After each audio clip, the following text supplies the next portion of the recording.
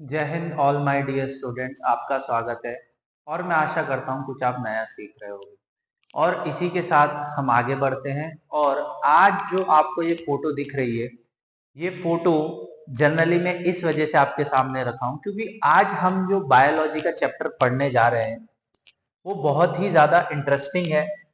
और आपको दो तीन चीजें क्लियर कर देता हूं मैं, आपका ज्यादा टाइम वेस्ट ना करते हुए। सबसे पहले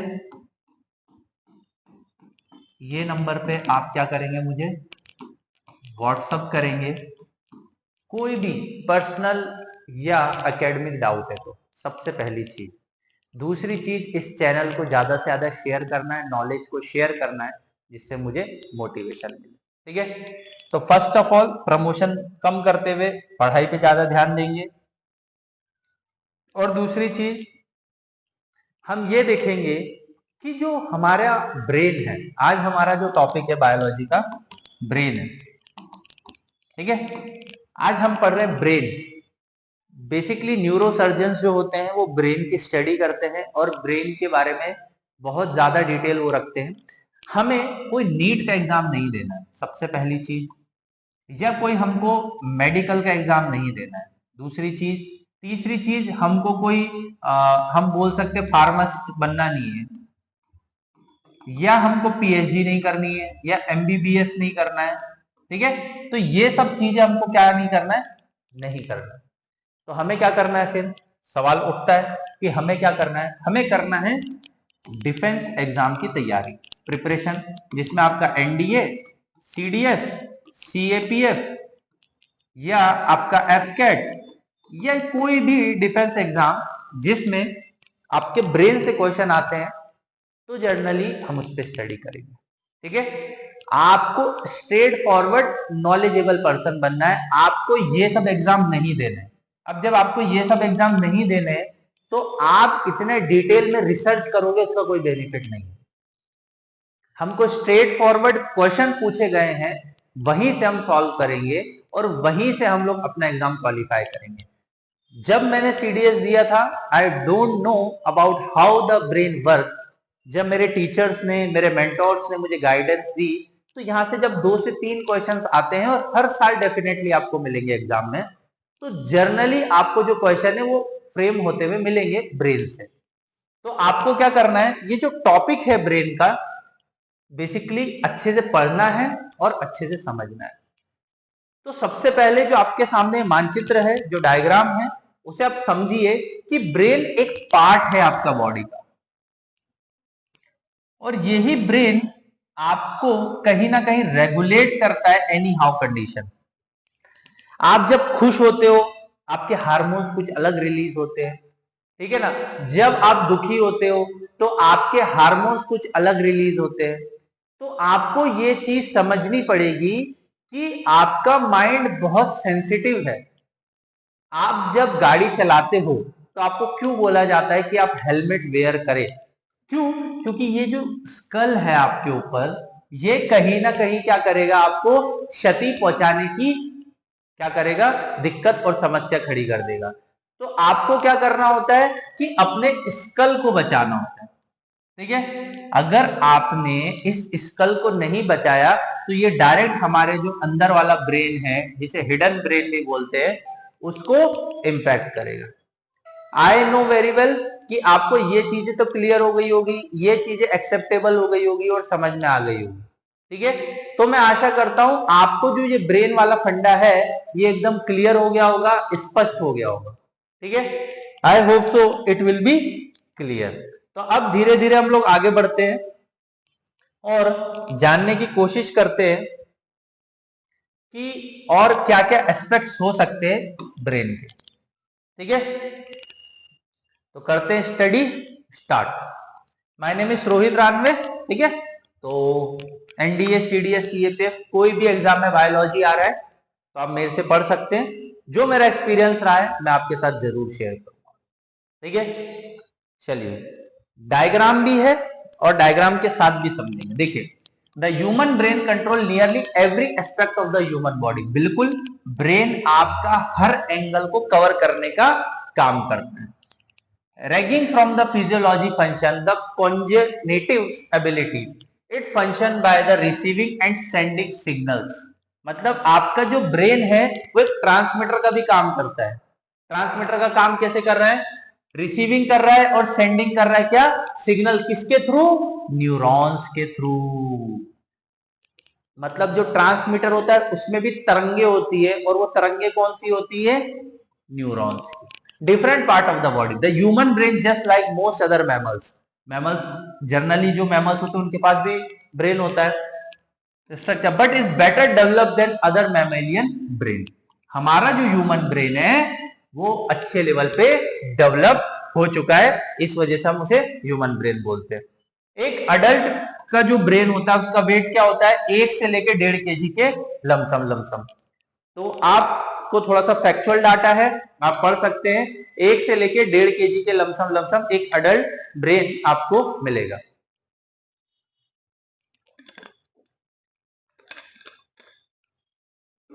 next, it mainly compose of the neurons. The fundamental unit of brain is nervous system. जब हम ब्रेन को पढ़ते हैं तो सबसे पहले क्या पढ़ते हैं? Nervous system. Recently estimate have suggested that brain contain everywhere between the 86 billion to 1000 billion neurons. तो ये फैक्चुअल डाटा है और आपको इस पे काम करना है। पहले तो ब्रेन का वेट कितना होता है? 1 से लेके 1.5 किलो तक। दूसरी चीज, ब्रेन को कंट्रोल कौन करता है? न्यूरॉन्स। तीसरी चीज कि उसका जो ब्रेन है वो एस्टिमेट न्यूरॉन्स कितने ब्रेन के अंदर? तो 86 बिलियन टू 100 बिलियन न्यूरॉन्स रहेंगे। The brain along with the spinal cord, जो हमारा मस्तिष्क होता है वो हमारी रीढ़ की हड्डी से कनेक्ट होता है, जिसे स्पाइनल कॉर्ड बोलते हैं। Consist the central nervous system. It is responsible from thoughts, interpretation and origin of control for the body and the movement. तो ये बॉडी को कंट्रोल करने का भी काम करता है और काफी सारी एक्टिविटीज करने का भी काम करता है। ठीक है, I hope so you will clear all this point. अब आ जाते हैं आपका मस्तिष्क। ये आपका सबसे अच्छा मुझे डायग्राम लगा तो मैं आपके लिए लेके आया हूं। ज्यादा बड़ा चैप्टर नहीं है, पर यहां से क्वेश्चन फ्रेम होते हैं। तो जब क्वेश्चन फ्रेम होते हैं तो हमारी रिस्पॉन्सिबिलिटी है, और एक एस्पिरेंट की रिस्पॉन्सिबिलिटी होती है कि इसको कवर करें। सबसे पहले सेरिबेलम, ये जो स्कल है, जैसे इसको स्कल बोला था, स्कल को क्या बोला था? क्रेनियम। जो ऊपर खोपड़ी हमारी होती है उसके ऊपर का जो चमड़ी वाला भाग होता है उसको स्कल मतलब क्रेनियम बोला जाता है। उसके अंदर क्या होता है? सेरिब्रम।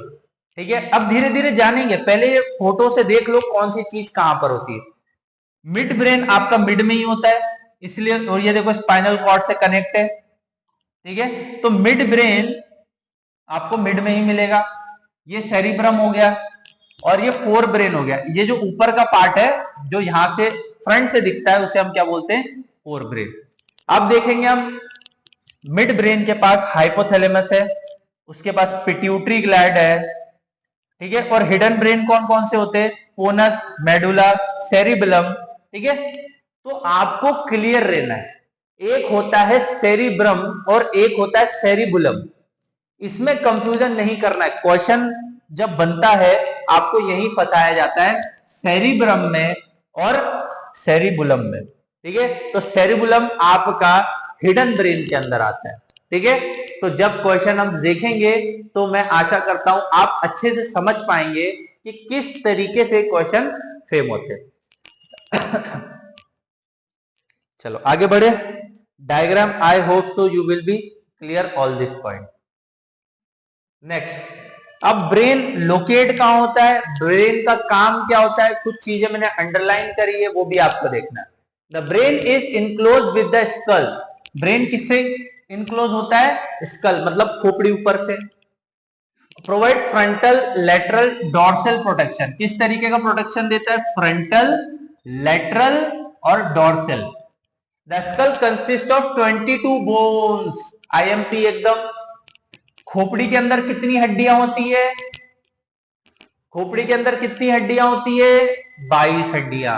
14 फॉर फेशियल बोन्स, 14 हड्डियां फेशियल बोन्स होती हैं और 8 होती क्रेनियल बोन्स। ठीक है, 8 क्या होती है? Cranial bones. तो आपसे पूछा जा सकता है हमारे मस्तिष्क में कितनी हड्डियां हैं, तो कुल मिला के 22, और जिसमें 14 हड्डियां जो है आपके फेस में हैं। ठीक है, automatically the brain is contained with the cerebrum and surrounding by the cerebrospinal fluid। मतलब ब्रेन के अंदर एक फ्लूइड है जिसे हम क्या बोलते हैं? सेरिब्रोस्पियन फ्लूइड। ठीक है, तो cerebrospinal fluid is a fluid that circulate within the skull and the spinal cord, filling hollow space on the surface of the brain। मतलब जो मस्तिष्क खाली है उसके अंदर ये फ्लूइड है। Every day the specialized epidermal cell produce around 500 ml of cerebrospinal fluid। तो जनरली ये क्वेश्चन पूछा तो नहीं गया है, बट हाँ इन फ्यूचर पूछा जा सकता है। It also provide basic immunologic protection to the brain. तो ये कुशन का काम करता है और शॉक और डैम्परिंग माइनर ब्रेन, जैसे कि आप कुछ लग जाता है कभी कोई दरवाजे का कुछ, तो लगेज आप चक्कर आने लगते हैं ना, एकदम होता है अरे बाप रे क्या हो गया। ठीक है, तो ब्रेन बहुत सेंसिटिव है, तो ये सेरिब्रो स्पाइनल फ्लूइड क्या करता है? आपको बचाने की कोशिश करता है। अब देखते हैं मेजर पार्ट। एक होता है fore brain, the largest part of the brain, VIP, very important person. ठीक है, तो फोर ब्रेन सबसे बड़ा पार्ट होता है ब्रेन में। It is a interior part of the brain. Fore brain is a part of include. अब fore brain के अंदर और कौन कौन से पार्ट है? सेरिब्रियम, हाइपोथैलेमस और थैलेमस। आपको क्या क्या मिलेगा? सेरिब्रियम, हाइपोथैलेमस, थैलेमस। फोर ब्रेन जो फंक्शन करता है उसे हम क्या बोलते हैं? Control the reproduction system of body, temperature, emotional, hunger and sleep. ठीक है, तो आपसे क्वेश्चन पूछा गया है कि आपका कौन सा पार्ट है ब्रेन का जो कि आपके इमोशंस को कंट्रोल करता है, आपकी भूख को कंट्रोल करता है, आपकी स्लीप को कंट्रोल करता है, तो वो कौन करता है? Fore brain. आईएमपी लगा लो, वेरी इंपॉर्टेंट। फोर ब्रेन का काम होता है आपका reproductive system, body temperature, emotion, hunger और स्लीप को मेंटेन करना। The largest among the fore brain part is cerebrum. Cerebellum नहीं, सेरिब्रम। फोर ब्रेन का सबसे बड़ा पार्ट कौन सा है? Cerebrum. It is also the largest part of the vertebrata brain. ये और किसका बड़ा पार्ट है? वर्टिब्रेटा ब्रेन का। आई hope so you will be clear all this point. ठीक है, क्योंकि यहां से एक एक चीज इंपॉर्टेंट है।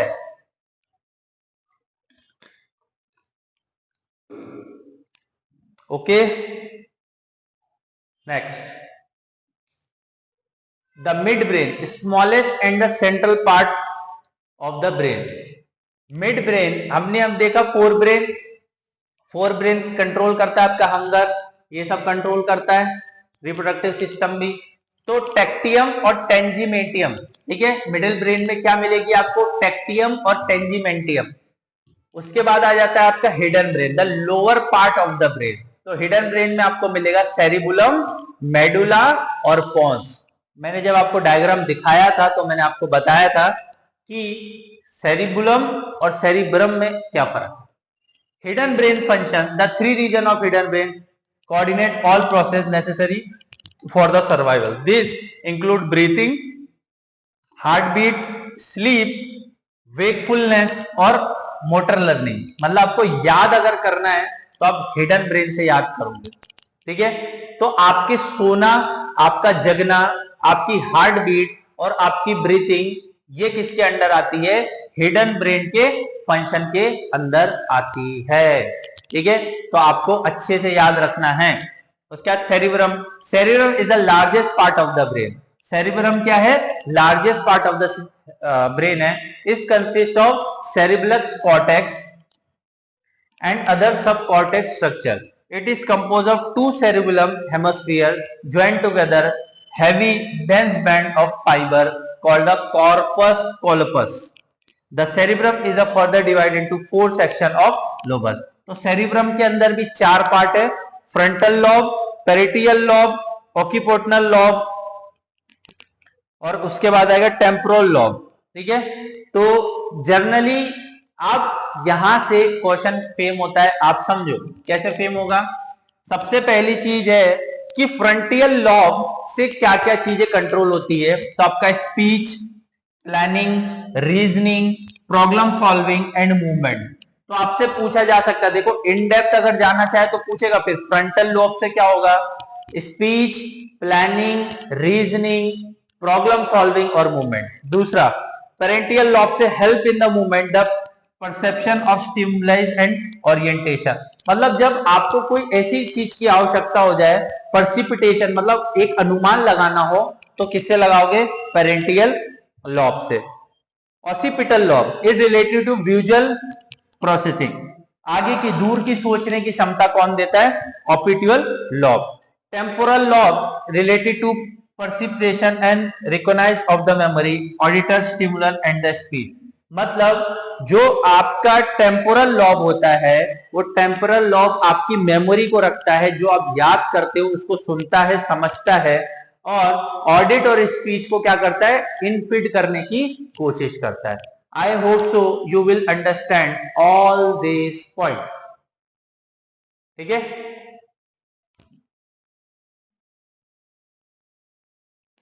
चलो आगे देखिए, अब एक एक पॉइंट आराम से क्लियर करो। नेक्स्ट आ जाता है, the brain consist to type of tissue, grey matter and white matter. दो तरीके के टिश्यू आपको मिलेंगे ब्रेन के अंदर। तो grey matter consist of cells which make up the bulk of the brain. जो मेनली ग्रे मैटर है वो क्या है, सेल से बना हुआ है, और ये बल्क ऑफ द ब्रेन है। White matter primarily compose of auxins which connect the various gray matter area of the brain with each other. The exterior portion of cerebrum is called cortex and cerebellar metal. जो brain का exterior मतलब बाहर का जो portion है उसको हम क्या बोलेंगे, कॉर्टेक्स और सेरिबेलम मेटल। This cortex is extremely covalent due to which is a large surface area. Cerebrum also includes, cerebellum के अंदर भी बहुत सारी चीजें इंक्लूड है, जैसे कि sensor area, receive the message, associate area, the area integrate incoming sensor information, also form a connection between the sensor and the motor area. मतलब आपके पास जो सिक्स सेंस है वो कहां कंट्रोल हो रहा है, आपका एसोसिएट एरिया के अंदर, जो कि कहां है, आपके सेरिबेलम मेटल के अंदर। ठीक है, motor area, this area responsible for action of voluntary muscles. कभी मसल्स पे भी बात करेंगे, तो वॉलेंट्री मसल जो आपके काम करती है, तो किस किस तरीके की मसल्स होती है उस पर भी हम चर्चा करेंगे एक दिन, वो भी एक टॉपिक आएगा। आज ब्रेन आया तो वो भी आएगा। सेरिबेलम फंक्शन, द सेरियो इंपॉर्टेंट एकदम, the cerebellum is responsible for thinking, intelligence, consciousness, memory. It also responsible for the interpreting touch, hearing and vision. तो सेरिबेलम का काम है सोचना, इंटेलिजेंस लगाना, कंसिस्टेंस और memory. It also responsible to the interpretation of touch. अब आपको कोई डॉगी टच कर रहा है तो आपको पता चल जाएगा ना, क्योंकि आपके पास वो सेंस है, सेरिबेलम है। ठीक है, उसके बाद आ जाता है आपका थैलाइमस, ये भी बहुत इंपॉर्टेंट पार्ट है। ये brain steam responsible for line sensor information from the sense organ. तो थैलेमस का क्या काम है या थैलाइमस का क्या काम है, जो सेंसर नर्व सिस्टम से आ रहे हैं उसको कलेक्ट करना और उसका आउटपुट देना। It also responsible for transmitting motor information for a movement. जैसे कि आप उंगली डालो गर्म पानी में, तुरंत बाहर निकाल लो, क्यों, सेरिबेलम एक्टिव हो जाएगा आपका, फोर ब्रेन एक्टिव हो जाएगा आपका। क्यों, क्योंकि तुरंत न्यूरॉन्स को पता चल जाएगा आपने आग में पानी डाला और इससे आपको स्किन को तकलीफ होगी, इस वजह से आपका क्या काम हो जाएगा, थैलाइमस और फोर ब्रेन हेल्प करेगा आपको। ठीक है, I hope so you will all understand all this point. अब आ जाते हैं हाइपोथैलेमस।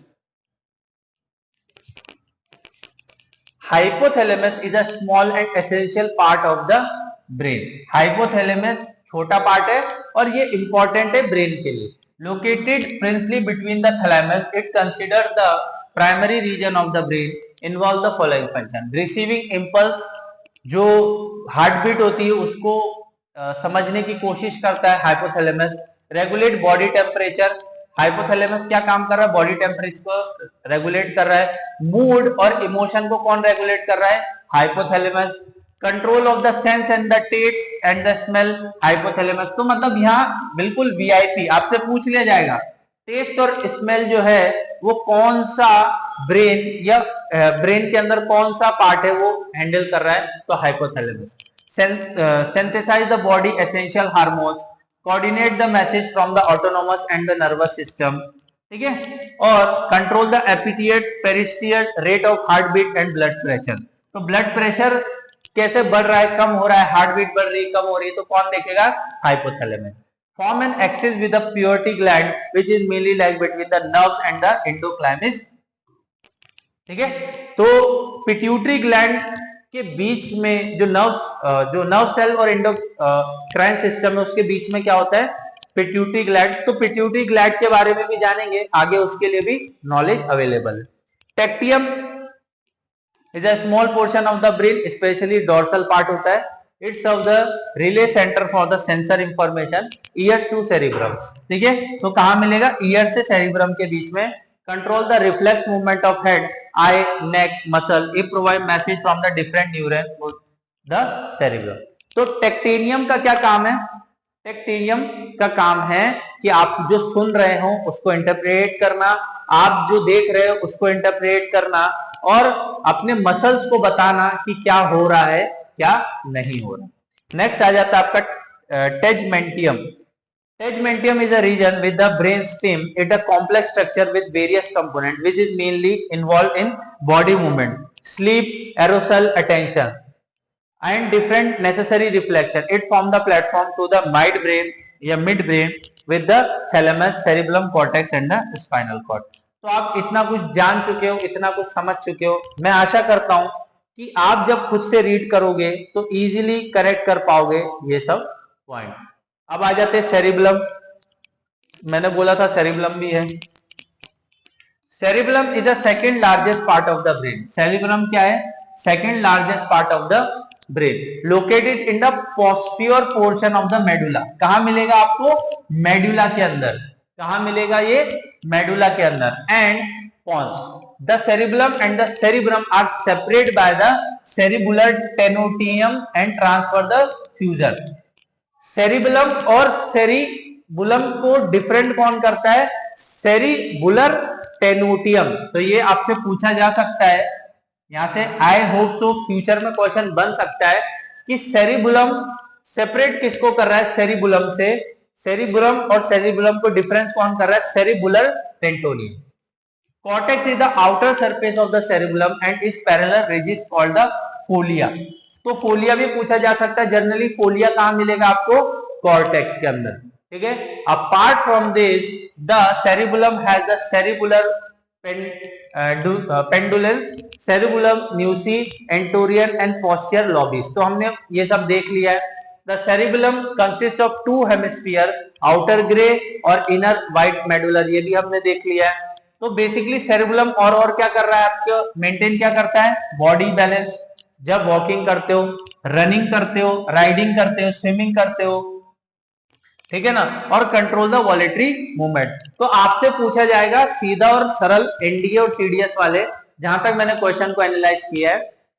तो रनिंग, वॉकिंग आपका ब्रेन का कौन सा पार्ट कंट्रोल करता है, तो बेसिकली सेरिबुलम करता है, और इससे ज्यादा हाई लेवल पे क्वेश्चन नहीं पूछा जाएगा, ठीक है। Next, it sense equilibrium transfer of information, coordinate eye movement, it enable precision control of voluntary muscles. तो ये सब आप देख सकते हो। आई होप सो आपको ये चीजें समझ में आ गई होगी। आप एक दो बार पढ़ोगे तो समझ में आ जाएगा, और जिस तरीके से मैं क्वेश्चन बता रहा हूं उसी तरीके से क्वेश्चन आता है। जब हम देखेंगे क्वेश्चंस की सीरीज तो उसमें भी देखेंगे कि कैसे क्वेश्चन फ्रेम होते हैं, कभी थोड़े से डिफिकल्ट तो कभी थोड़े से इजी, ठीक है।